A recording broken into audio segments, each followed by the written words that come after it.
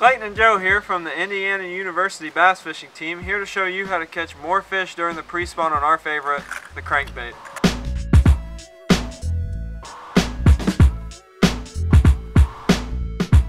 When fishing crankbaits, having the right equipment is really important.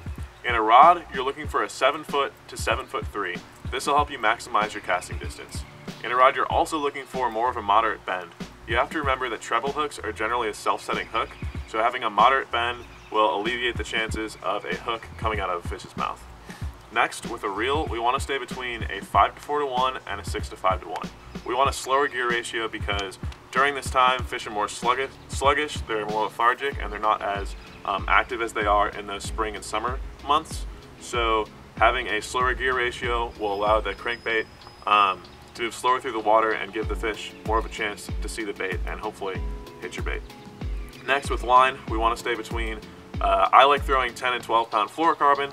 I like fluorocarbon because it's virtually invisible in the water and it doesn't float, so you can get the most depth out of your bait.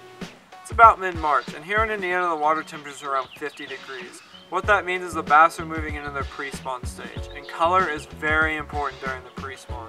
You want to make sure during the pre-spawn you're using brighter colors because the water clarity tends to be very dirty. The chartreuse color on this Norman Madden is perfect during the pre-spawn.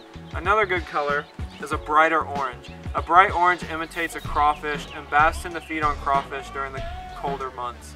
Make sure this pre-spawn you're using brighter colors like this Norman Madden chartreuse or a bright orange to imitate crawfish. During the pre-spawn, bass tend to be set up in staging areas. What a staging area is going to be about a cast away from where bass are going to be spawning. You're going to find your staging areas in the mouths of coves, on rock walls, and on deeper points. With the pre-spawn, make sure you remember that your water temperature is pretty cold. It's around 50 degrees. So make sure you're rolling those baits slower.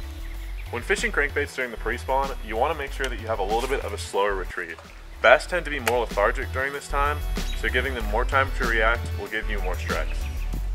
A good bait to use during this time is a wooden crankbait, like this Bagley balsa shad, because it has a tighter wobble, which allows you to get more action even when reeling at a slower pace.